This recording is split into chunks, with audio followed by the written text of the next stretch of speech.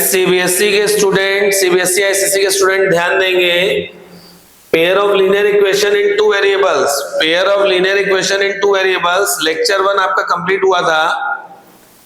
Lecture 2 आपके सामने start हो रहा है स्टूडेंट। जस्ट आपको प्रीवियस लेक्चर याद होगा स्टूडेंट, वहीं से हम लोग कंटिन्यू करते हैं। जैसा कि आपको क्लियर है कि प्रीवियस लेक्चर में आपको बताया कि pair of linear equation two variable का general form a1x plus b1y plus c1 equal to 0, a2x plus b2y plus c2 equal to 0 था। इक्वेशन 1, इक्वेशन 2, जिसपे हमने आपको बताया था कि स्टूडेंट की without actually drawing the graph, मतलब आपको ग्राफ को ड्रॉ नहीं करना है, आपको ग्राफ नहीं खींचना है, और बिना ग्राफ खींचे आप कैसे बता सकते हैं कि हमारी जो लाइंस हैं वो इंटरसेक्टिंग है कि पैरेलल है कि कोइंसाइड है, यूनिक सॉल्यूशन है कि नो सॉल्यूशन है कि इनफाइनाइटली मेनी सॉल्यूशंस है। तो स्टूडेंट ध्यान दीजिएगा कि हमने आपको बताया था कि केस 1, अगर हमारा ये जो x के कोफिशिएंट जो पहले दूसरे इक्वेशन में दिख रहे हैं a1 a2, और जो y का कोफिशिएंट जो तुम्हारा b1 b2 दिख रहा है, अगर a1 by a2 b1 by b2 के इक्वल नहीं है, a1 by a2 is not equal to b1 by b2, तो हमारा इक्वेशन क्या होंगे? कंसिस्टेंट होंगे। कंसिस्टेंट का मतलब उसका सॉल्यूशन निकलेगा, कंफर्म निकलेगा, एग्जिस्ट करेगा, यूनिक सॉल्यूशन होगा। वाह क्या बात है, अनोखा सॉल्यूशन, यानी x और y की डिस्टिंक्ट वैल्यू आएगी। इंटरसेक्टिंग लाइंस, मतलब लाइंस इसी में इंटरसेक्ट करती हैं, मतलब अगर ये केस फॉलो किया तो इसका मतलब समझ जाइएगा कि वो आगे चल के ग्राफ में जो दोनों लाइंस हैं वो एक दूसरे को क्या कर रही है? इंटरसेक्ट कर रही है, और वहीं से हम लोग यूनिक सॉल्यूशन x और y का निकाल लेते हैं। अगर a1 by a2 b1 by b2 के इक्वल है लेकिन c1 by c2 के बराबर नहीं है, अब c1 by c2 सर क्या है? c1 c2 यहाँ कांस्टेंट है, उसको भी चेक कर लीजिएगा। अगर a1 by a2 b1 by b2 के इक्वल है लेकिन c1 by c2 के इक्वल नहीं है, तो इनकंसिस्टेंट, सॉल्यूशन नहीं निकलेगा बेटा, हल नहीं होगा, नो सॉल्यूशन, कोई सॉल्यूशन नहीं है, लाइंस पैरेलल हो जाएंगी। लाइंस पैरेलल का मतलब कहीं पे भी इंटरसेक्ट नहीं कर रही है, चेक कर लो, मतलब जो उस समय ग्राफ अगर जाएगा तो ये इस तरीके से जाएगा, ठीक है।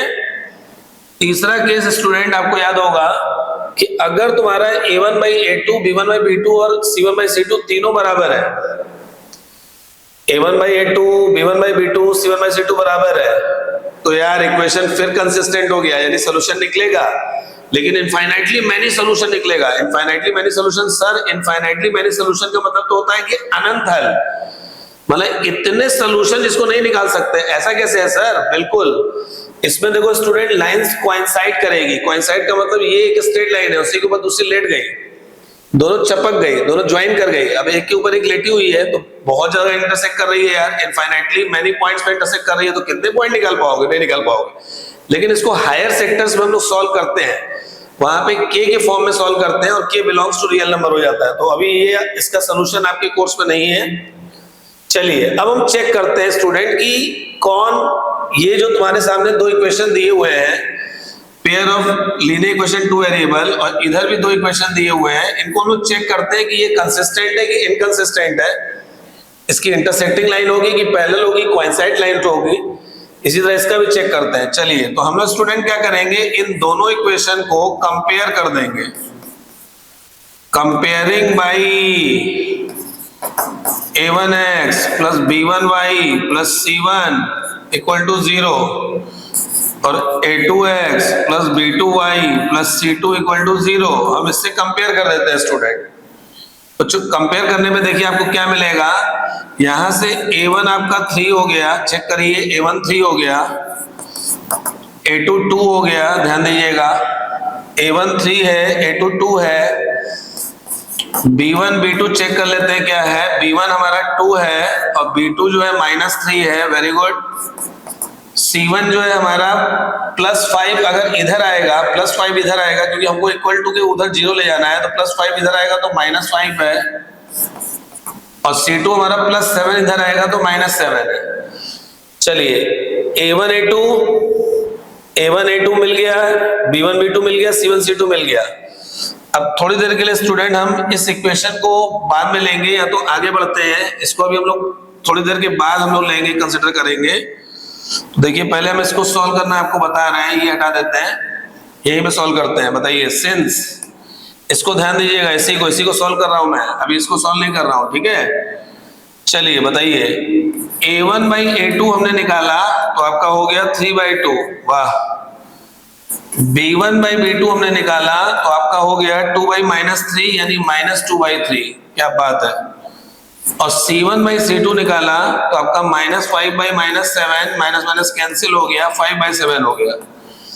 तो इन तीनों को एनालिसिस करो स्टूडेंट, एकदम इजी है। देखो यार, a1 बाई a2 हमारा ये निकला, b1 बाई b2 ये निकला, c1 बाई c2 ये निकला। इन दोनों को देख के समझ में आ रहा है कि ये दोनों नॉट इक्वल है। तो since a1 by a2 not equal to b1 by b2, वाह। तो ये तो हो गया यार intersecting lines, unique solution, consistent.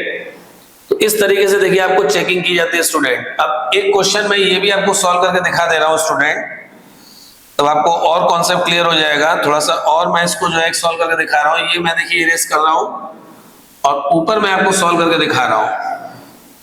देखिए स्टूडेंट, बताइए यहां से a1 क्या है, x का कोफिशिएंट 4/3, वाह।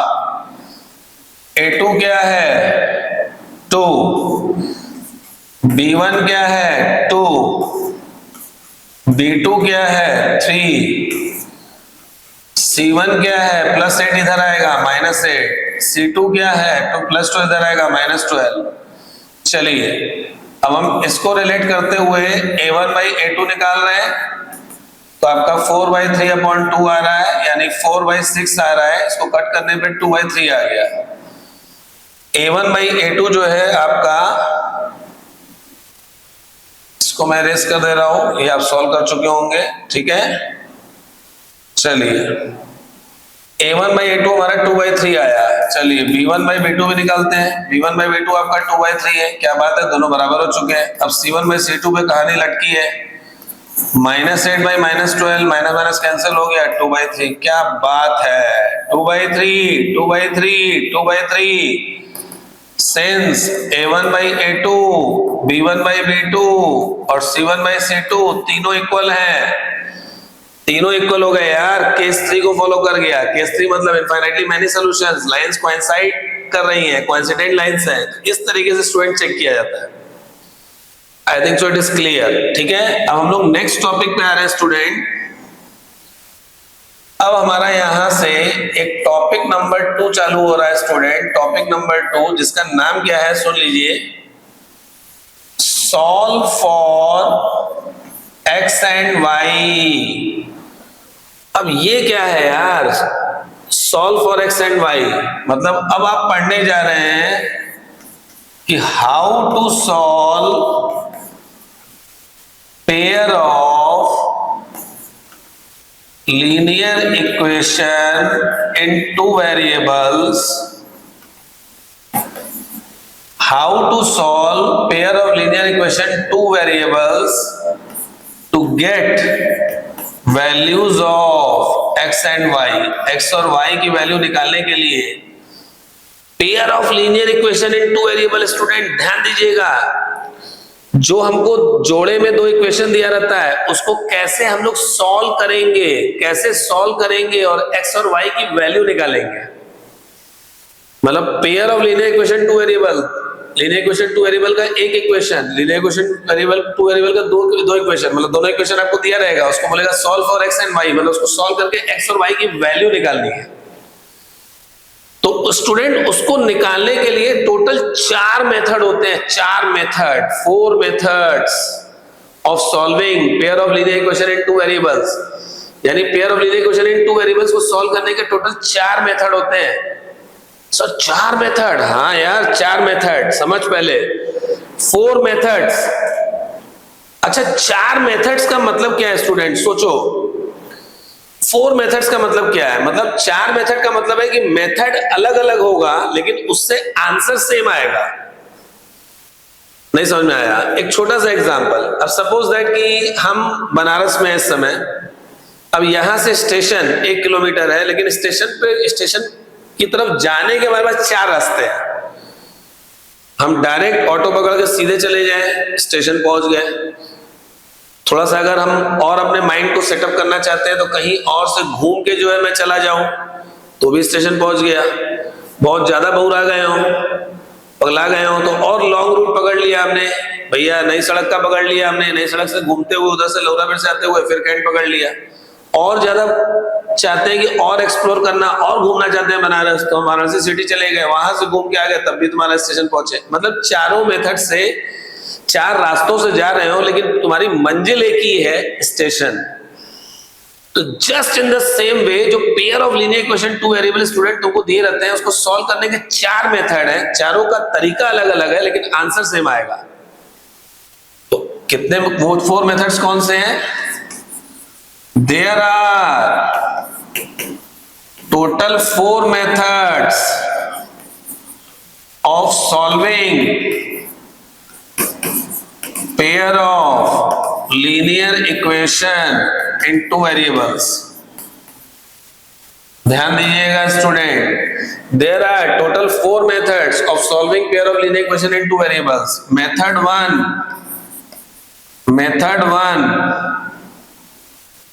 by substitution, वाह क्या बात है। मेथड 2 by elimination, क्या बात है। तीसरा by क्रॉस मल्टीप्लिकेशन, क्या बात है। Fourth graphically straight line draw करके। चार मेथड है यार pair of linear equation two variable को सॉल्व करने के लिए, सॉल्व करके एक्स और वाई की वैल्यू निकालनी है, तो चार में से किसी भी मेथड का यूज किया जा सकता है। अगर बोर्ड्स में ये कहता है solve for X and Y तो कोई भी मेथड लगा ले यार, लेकिन अगर बोलता है सॉल्व बाय सब्स्टिट्यूशन तब तो यार मजबूरी है, सब्स्टिट्यूशन तुमको समझना पड़ेगा। सॉल्व बाय एलिमिनेशन तो एलिमिनेशन से करना पड़ेगा, सॉल्व ग्राफिकली करना पड़ेगा, क्रॉस मल्टीप्लिकेशन से करना पड़ेगा। चार मेथड है, कौन कौन से? Substitution, elimination, cross multiplication, graphs. तो चलिए हम एक क्वेश्चन स्टूडेंट लेते हैं, केवल एक क्वेश्चन लेंगे, उसी को हम लोग आगे चल के उसी को हम लोग चार मेथड से करेंगे और देखेंगे चारों से उसका आंसर सेम आएगा। ध्यान दीजिएगा, बड़ा मजा आएगा। चलिए तो अब मैं तुमसे कह रहा हूं कि आप मेथड नंबर हमको 1 बताओ। Method 1 solve for X and Y using substitution method को यूज करो। 3x plus 4y is equal to 10, 2x minus y is equal to 3, 3x plus 4y equal to 10, 2x minus y is equal to 3। इसको हम लोगों को substitution method से पहले करना है। चलिए अब इसको सब्स्टिट्यूशन मेथड आपको बता रहा है, एकदम सिंपल, बच्चों वाला यार, लॉलीपॉप चूसने वाला बच्चा भी कर सकता है। अब तो लोअर क्लासेस में भी आ गया है सब। देखिए सब्स्टिट्यूशन का मतलब क्या होता है स्टूडेंट, इसकी मीनिंग समझो। सब्स्टिट्यूट करना, सब्स्टिट्यूट का मतलब प्रतिस्थापन करना। इसका मतलब किसी को हटा के दूसरे को लाना। क्रिकेट का मैदान है यार, क्रिकेट का गेम चल रहा है और अचानक पता चला कि किसी प्लेयर की टांग टूट गई या टांग पर चोट लग गई, तो स्ट्रेचर आया, उस प्लेयर को हटाया, उसकी जगह पे दूसरा प्लेयर आया, सब्स्टिट्यूट कर दिए, सब्स्टिट्यूशन मेथड। तो इसमें स्टूडेंट आपको क्या करना है कि ये जो दो इक्वेशन दिए हैं, ध्यान दीजिएगा, इन दोनों इक्वेशन में किसी भी एक इक्वेशन को तुमको पहले लेके चलना है, किसी भी एक इक्वेशन को सेलेक्ट करना है। अब सपोज दैट हमने इक्वेशन 1 ले लिया, अगर सपोज दैट हमने इक्वेशन 1 ले लिया तो इक्वेशन 1 से हम लोग क्या करेंगे, x को सब्स्टिट्यूट करेंगे y के फॉर्म में, x को सब्जेक्ट बनाएंगे y के रूप में, x को सब्जेक्ट बनाएंगे। अभी नहीं समझ में आ रहा है?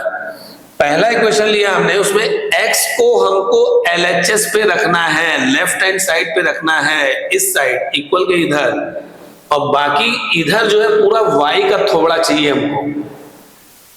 एकदम सिंपल यार, इक्वेशन 1 लिए, उसमें x को हमको लेफ्ट हैंड साइड पे रखना है, बाकी सबको y का पूरा y का थोबड़ा RHS में ले जाना है। x को शरीर में खुजली है, x कहता है हमारे साथ कोई नहीं रहेगा, उसका कोफिशिएंट भी नहीं रहेगा, कोफिशिएंट होगा तो नीचे लेंगे, मतलब x LHS में अकेला चाहिए, उसको कहते हैं x को subject banana, x in the form of y। देखिए उसके बाद क्या करेंगे, x की वैल्यू जब y के फॉर्म में आ जाएगी तो जो x की वैल्यू y के फॉर्म में आई है स्टूडेंट, उसको इक्वेशन 2 में पुट कर देंगे। अब समझ में आ गया होगा। अच्छा ये ध्यान रखना कि कोई स्टूडेंट इक्वेशन 1 को लिया तो वहां से x की वैल्यू जो निकलेगी उसको 2 में पुट करेगा, और अगर किसी स्टूडेंट चाह रहा है कि नहीं सर हमको सेकंड इक्वेशन लेके चलना है, कोई दिक्कत नहीं है, तो आप सेकंड इक्वेशन उठाएंगे, अगर याद रखिएगा सेकंड इक्वेशन अगर उठाएंगे तो उससे जो x की वैल्यू निकलेगी y के फॉर्म में उसको इक्वेशन 1 में पुट करेंगे। ऐसे होता है, पहला इक्वेशन उठाए तो आपको इक्वेशन 2 में पुट करना है फिर आगे चल के, और इक्वेशन 2 आपने उठाया तो वहां से हमको वैल्यू किस में पुट करनी है, इक्वेशन 1 में। तो ध्यान दीजिएगा मैं इक्वेशन 1 लेके चल रहा हूं, सिंस 3x + 4y = 10, x को हमको LHS पे ही रखना है तो इधर ले गए, इसको उधर ले गए, 10 - 4y, वाह देख लीजिए +4y उधर चला गया, x को खुजली है शरीर में, 3 उसके पास नहीं होना चाहिए, तो 10 - 4y/3 हो गया, आ गया x का थोड़ा y में, x का थोड़ा y में, x LHS पे अकेले। अब ये x की वैल्यू हम लोग इक्वेशन 2 में पुट करेंगे, तो putting value of x in equation 2, चलिए भैया इक्वेशन 2 में पुट कर रहे हैं, तो x में इक्वेशन 2 में पुट कर रहे हैं, तो इक्वेशन 2 में कहां पुट करेंगे, 2x - y = 3 है, तो ये x की जो वैल्यू है, x की जो ये वैल्यू आई है, इसको कहां पुट करेंगे, यहां पे। देखो ये x की जगह पे ये x हटाना है, उसकी जगह ये थोबड़ा लाना है। सर इसमें क्या दिक्कत है, सर कोई दिक्कत नहीं है, 2 × कर दिया हमने, आपने जो लिखा था 10 - 4y अपॉन यहाँ पे 3 लिख दिया, बहुत बढ़िया यार, -y = 3 कर ले रहा है तो बढ़िया से, 2 से अंदर इंटू कर देते हैं स्टूडेंट, 20 - 8y / 3 -y/1 = 3, यहां से हमने एलसीएम ले लिया 3, तो यहां से हमारा 20 - 8y हो गया, 1 3 जा 3, 3y that is equal to 3/1। अब यहां से student 20 - 11y is equal to 9, क्या बात है, ये उधर चला गया, 9 इधर आ गया, तो 20 - 9 = 11y, तो सर क्या आया, 11 = 11y आया ना यार, तो y = 11/11 कट गया, 1 आ गया, क्या बात है, y की वैल्यू 1 आ गई यार, y की वैल्यू 1 आ गई, कितना इजी हो गया। अब इस y की वैल्यू को तू चाहे इक्वेशन 1 में पुट कर, चाहे 2 में, जहां तेरी मर्जी वहां पुट कर। अच्छा यहां पुट कर देगा तो एकदम आ जाएगा यार, तुरंत भाड़, सीधे y की वैल्यू यहां रखे, x आ गया रेडीमेड तो इसी में रख देते हैं, चल x = 10 - कौन इतना मेहनत करेगा, इसी में पटक दे, y की वैल्यू हमने 1 रख दी, देख यहाँ पे 3 कितना आया, 6/3 कट गया 2, तो x 2 आ गया, y 1 आ गया, क्या बात है सर, ये आपका सब्स्टिट्यूशन मेथड है, कितना इजी हो गया। अच्छा जरूरी नहीं है कि आप x का थोड़ा y के फॉर्म में लें, जब अगर आप x को y के टर्म में ले रहे हैं स्टूडेंट, तो उसको कहते हैं substituting x in terms of y। मे भी आप ये भी कर सकते हैं कि substituting y in terms of x, मतलब आप पहला इक्वेशन लिए उसमें से y को LHS पे रखे, x वाले को उधर ले गए, कोई दिक्कत नहीं है, तो y एकदम LHS पे अकेले होना चाहिए, x का थोड़ा उधर होना चाहिए, फिर वही फंडा लगाएंगे, इक्वेशन 2 में पुट करेंगे, तब भी आएगा, तब भी सेम आंसर आएगा। तो आई थिंक सो ये आपको मेथड क्लियर हो गया है स्टूडेंट, और इसी इक्वेशन को स्टूडेंट हम दोबारा लिखेंगे और इसको हम एलिमिनेशन मेथड से सॉल्व करेंगे, एलिमिनेशन से, ध्यान दीजिएगा। अब मैं आपके सामने मेथड 2 लेकर आया हूं, method 2, solve for x and y by using elimination method,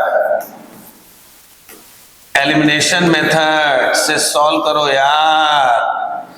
elimination sir क्या होता है थोड़ा बता दो, एलिमिनेशन मतलब काटने वाला मेथड, काटने वाला सर ये कौन सा मेथड है सर, कुछ समझ में नहीं आया आप क्या कह रहे हैं।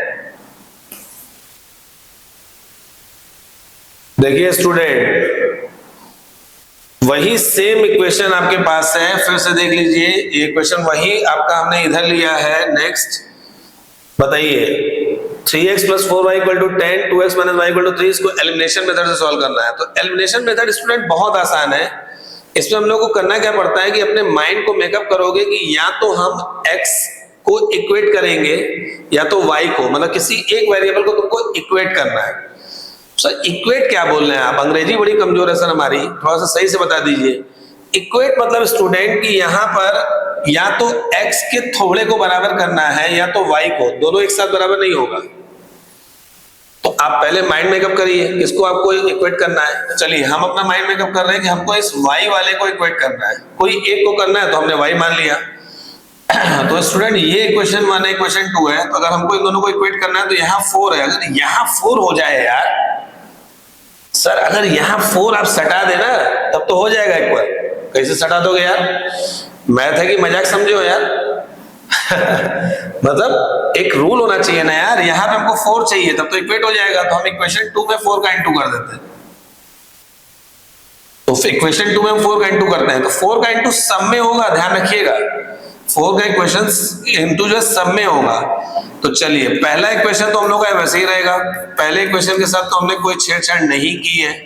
दूसरे इक्वेशन में 4 का मल्टीप्लाई किया, चलो भैया 4 2 जाए 8x - 4y = 12। क्या बात है सर, इतना इजी सर।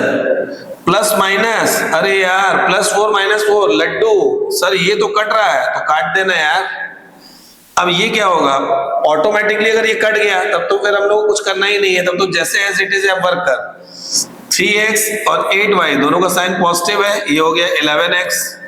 इन दोनों को ऐड करेंगे 22, x = 22/11, कट गया 2 आ गया, x की वैल्यू 2 आ गई।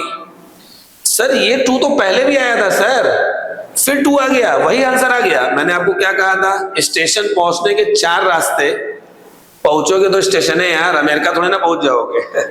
आंसर सेम आएगा, तरीका अलग है। तो चलिए x की वैल्यू आ गई, x की वैल्यू को हम किसी भी इक्वेशन में पुट कर देते हैं। तो दूसरा वाला ले लेते हैं, थोड़ा छोटा लग रहा है, किसी में भी पुट कर सकते हैं। तो यार हम लोग छोटा वाला लेंगे ना, चौकटाई वाला, इजी जल्दी आ जाए। चल इक्वेशन 2 को ले लेते हैं। सेंस 2x - y = 3, x की वैल्यू 2 आई है, 22 - y = 3, 4 - y = 3 + 4 - 3 = y = 1।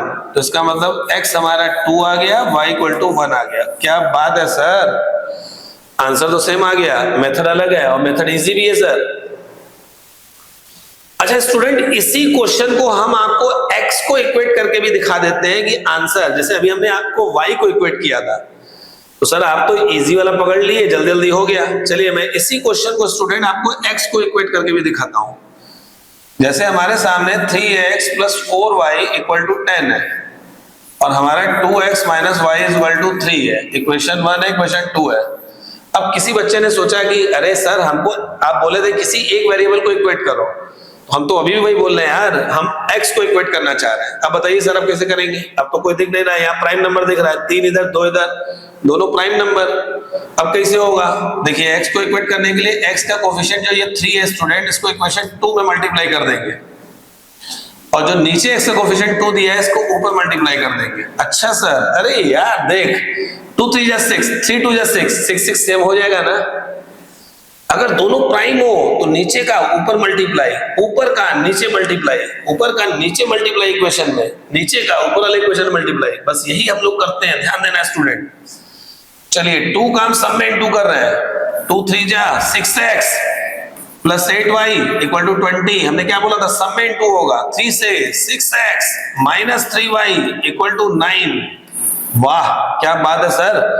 अब 6x तो सेम हो गया, लेकिन एक छोटा सा ध्यान रखना पड़ेगा स्टूडेंट, ध्यान दीजिएगा कि आपका ये दोनों सेम तो हो गया, लेकिन दोनों का साइन पॉजिटिव है, तो प्लस प्लस तो यार ऐड हो जाएगा, जबकि आपको इसको कट करना है, यानी ये कट नहीं रहा है। तो अगर ना कटे तो साइन चेंज कर दो, साइन चेंज कर दो। इक्वेशन 2 के सारे एलिमेंट्स का, वाह मतलब अगर आपका कोई इक्वेट करने पे नहीं कट रहा है तो अब आपको क्या करना पड़ेगा, नीचे के जो सेकंड इक्वेशन है उसके सारे साइन चेंज करने पड़ेंगे। इसको कहते हैं हम लोग ऑन सब्ट्रैक्शन, यानी सब्ट्रैक्ट कर रहे हैं। तो यहां पे लिखते हैं सब्ट्रैक्ट। तो सर इससे पहले वाले में तो आपने किया नहीं था, तो यार वहां पे अपोजिट साइन था, plus minus minus plus, plus minus हो चाहे माइनस प्लस हो, वो तो ऑटोमेटिक कट हो रहा है। ऑटोमेटिक कट हो रहा है तो हम लोग साइन नहीं चेंज करेंगे, उस समय एडिंग होती है। चलिए सब्ट्रैक्ट कर रहे हैं, प्लस का अपोजिट साइन माइनस, माइनस का प्लस, प्लस का माइनस, कैंसिल हो गया। 8 और 3 11y is equal to 11, y equal to 11/11, cut गया, 1 हो गया। क्या बात है सर, y तो 1 फिर से आ गया। मैंने आपको कहा था ना हर तरफ से आंसर आएगा। पुटिंग y की वैल्यू कहीं भी रख दें। चलिए ये छोटा है, हम रख देते हैं इसमें 2x minus Y equal to 3, 2x minus 1 equal to 3, 2x equal to 4। अरे वाह, 2x इक्वल टू 4, तो x हो गया 4/2, कट गया 2, यानी x 2 आ गया, y 1 आ गया। बहुत बढ़िया सर, अब तो समझ में आ गया है। सर अब नहीं समझ में आएगा तो कब समझ में आएगा, इतना बेसिक आपने पढ़ा दिया। Thank you so much. यहीं पे भी ओवर करते हैं। Lecture 3 will be waiting for you, graphical method and cross multiplication method. Again I will be with you.